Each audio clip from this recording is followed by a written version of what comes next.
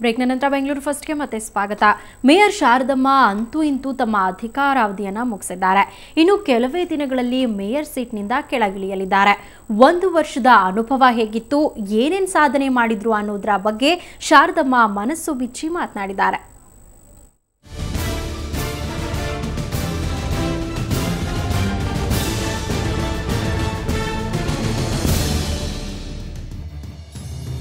Shettihalli ward 12ರ BBMP ಸದಸ್ಯೆ ಶಾರದಮ್ಮ.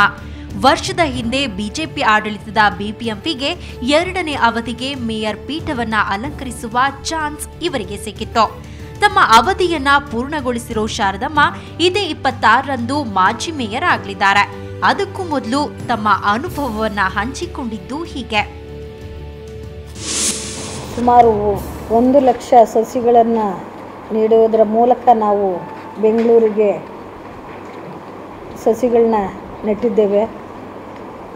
ಮತ್ತು ಆರ್ಥಿಕವಾಗಿ ಹಿಂದುಳಿದ ಕಡು ಬಡವರಿಗೆ ಆರೋಗ್ಯದ ದೃಷ್ಟಿಯಿಂದ ವಾಜಪೇಯಿ ಆರೋಗ್ಯಶ್ರೀ ಕಾರ್ಡನ್ನು ಸಹ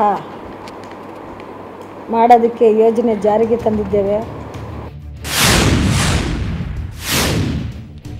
ಶಾರದಮ್ಮ ಹೇಳೋ ಪ್ರಕಾರ ಅವರ ಅಧಿಕಾರಾವಧಿಯಲ್ಲಿ ಆಸ್ತಿ ತೆರಿಗೆ ವಸೂಲಿ 1000 ಕೋಟಿ ರೂಪಾಯಿಯಿಂದ 1250 ಕೋಟಿ ರೂಪಾಯಿಗೆ ಏರಿಕೆಯಾಗಿದೆ.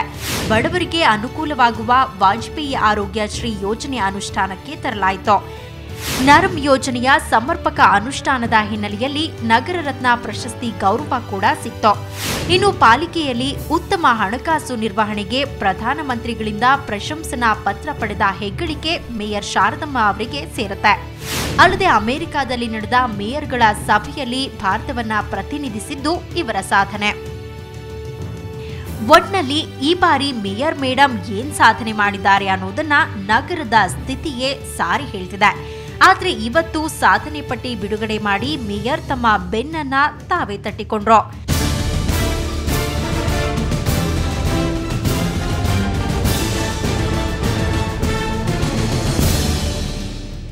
ಅಶ್ವಿನಿ, ಸುವರ್ಣ ನ್ಯೂಸ್ 24/7 ಬೆಂಗಳೂರು.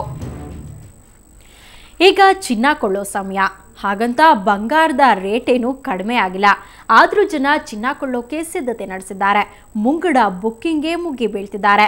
ಯಾಕಂದ್ರೆ ಅಕ್ಷಯ ತೃತೀಯ ಹತ್ತಿರವಾಗ್ತಾ ಇದೆ.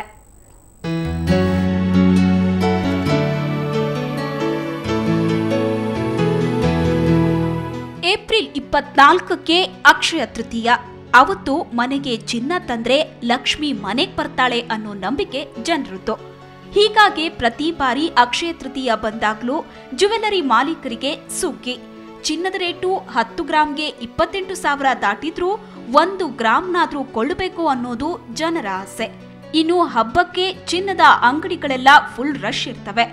ಇದರಿಂದಾಗಿ ಅಕ್ಷಯ ತೃತೀಯಕ್ಕೆ 1 ವಾರ ಇರೋವಾಗ್ಲೇ ಬೆಂಗಳೂರಲ್ಲಿ ಮುಂಗಡ ಬುಕಿಂಗ್ ಮಾಡೋದಕ್ಕೆ ಜನ ಮುಗಿ ಬೀಳ್ತಿದ್ದಾರೆ. ಅಕ್ಷಯ ತೃತೀಯ ದಿವಸ ನನಗೆ ತುಂಬ ಒಳ್ಳೆಯದಾಗಿದೆ. ಅದು ಕೊಂಡ್ಕೊಂಡಾಗೆಲ್ಲ ಅದಕ್ಕೋಸ್ಕರ ನಂಬಿಕೆ ಬಂದಿದೆ ನನಗೆ ತೊಗೊಂಡೇಬೇಕು ಅಂತ. ಆವತ್ತು ಅಂಗಡಿಗೆ ಬಂದರೆ ವಿಪರೀತ ರಶ್ ಇರುತ್ತೆ.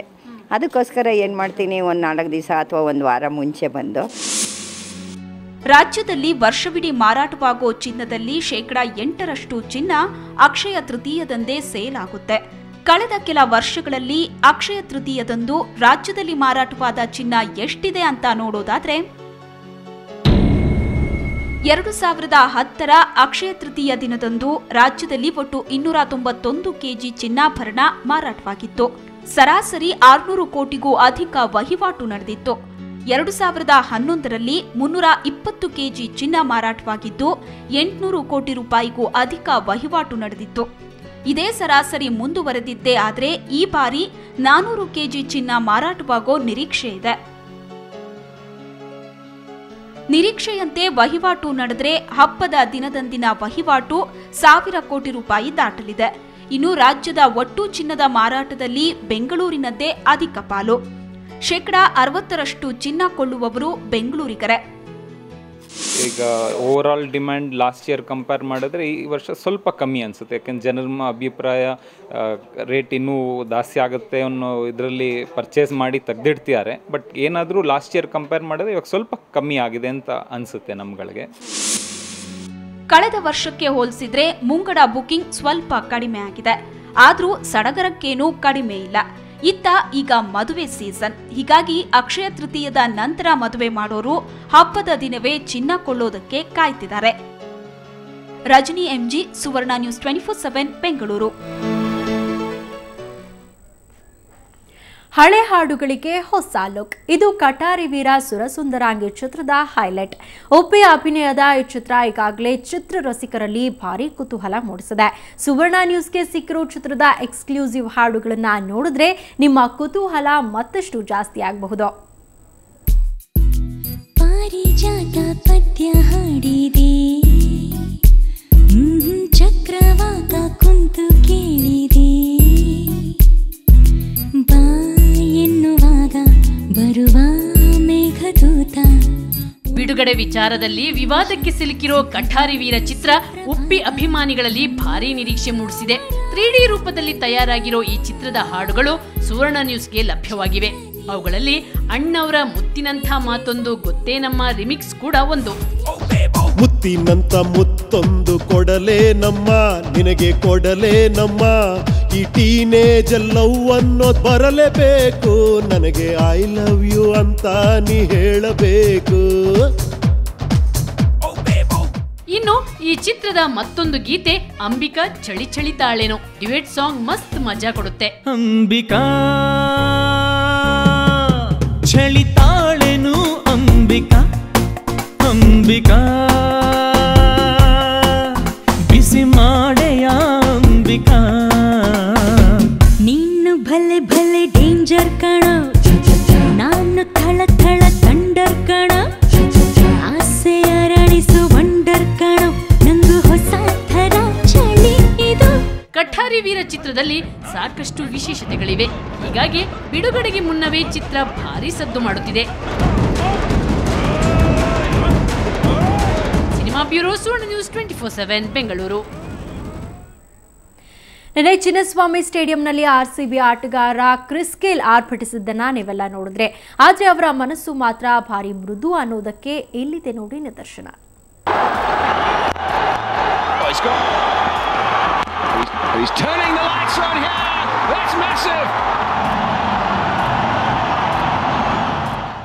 ಒಂದು 2 3 ಹೀಗೆ ಲೆಕ್ಕ ಕಂಟಿನ್ಯೂ ಆಗುತ್ತೆ. ಪುಣೆ ವಾರಿಯರ್ಸ್ ವಿರುದ್ಧ ಎಣಿಸಿ ಸಿಕ್ಸರ್ ಹೊಡೆದ್ರು ಕ್ರಿಸ್ ಗೇಲ್.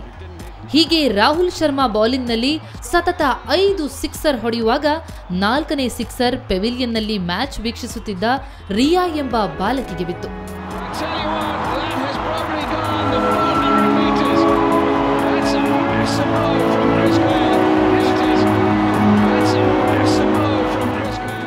ಮೂಗಿನಲ್ಲಿ ರಕ್ತ ಕಿತ್ತುಕೊಳ್ತು. ತಕ್ಷಣ ರಿಯಾಳನ್ನ ಮಲ್ಯ ಆಸ್ಪತ್ರೆಗೆ ದಾಖಲಿಸಲಾಯಿತು. ಸಿಕ್ಸರ್ ಹೊಡೆಯುವಾಗಲೇ ಇದನ್ನ ನೋಡಿ ತಲ್ಲಣಗೊಂಡಿದ್ದ ಗೇಲ್ ಪಂದ್ಯ ಶ್ರೇಷ್ಠ ಪ್ರಶಸ್ತಿ ಪಡೆಯುವಾಗಲೂ ನೋವಿನಲ್ಲೇ ಇದ್ರು.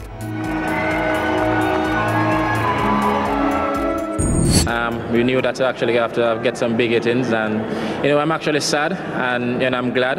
The sadness is one of the 6 actually broke someone's nose in the stand, so I'm really saddened by that, and I'll leave from here and go straight to the hospital and look for her. But we're glad to get the victory, and AB and Tiwari batted really well and actually took us home. Yes, ಪ್ರಶಸ್ತಿ ಸ್ವೀಕರಿಸಿದ ತಕ್ಷಣ ಗೇಲ್ ಆಸ್ಪತ್ರೆಗೆ ಧಾವಿಸಿ ಹೋದರು. RCB ಮಾಲೀಕ ಸಿದ್ಧಾರ್ಥ್ ಮಲ್ಯ ಕೂಡ ಜೊತೆಯಲ್ಲಿದ್ರು. ಬಾಲಕಿಯ ಆರೋಗ್ಯ ವಿಚಾರಿಸಿ ಸಾಂತ್ವನ ಹೇಳಿದ್ರು.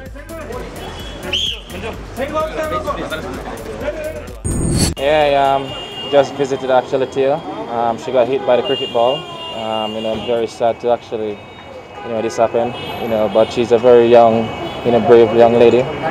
And the first words were actually to her, I shouldn't be sad. And it was it's a very touching moment for me, to be honest with you. And to see the blood on Tia's shirt, it really hurt my heart, to be honest with you. And it's just really sad, and I wish her a speedy recovery. Match ನೋಡೋಕೆ ಬಂದಿದ್ದ ಹುಡುಗಿಗೆ eight ತಿಂದ್ರೂ ಗೇಲ್ ನೋಡಿದ ಖುಷಿ ಇತ್ತು. ಆದ್ರೆ ಗೇಲ್ಗೆ ತಾನು sixer ಹೊಡೆದೆ ಅನ್ನೋದಕ್ಕಿಂತ ಮಗುವಿಗೆ ಬಿದ್ದು ಬಿಡ್ತಲ್ಲ ಅನ್ನೋ ನೋವೇ ಕಾಡ್ತಿತ್ತು. ಹೀಗಾಗಿನೇ ಗೇಲ್ ಅಭಿಮಾನಿಗಳ ಮನದಲ್ಲಿ ಬರೀ ಕ್ರಿಕೆಟ್ನಿಂದ ಮಾತ್ರವಲ್ಲ, ಮಾನವೀಯತೆ ಇರೋ ಹೀರೋ ಆಗಿ ಕಂಗೊಳಿಸಿಬಿಟ್ರು. ಸ್ಪೋರ್ಟ್ಸ್ ಬ್ಯೂರೋ, ಸುವರ್ಣ ನ್ಯೂಸ್ 24/7. ಇದೇ ದಿನ ಬೆಂಗಳೂರು ಫಸ್ಟ್ ಕ್ಷಣದ ಸುದ್ದಿಗಾಗಿ ಸುವರ್ಣ ನ್ಯೂಸ್ 24/7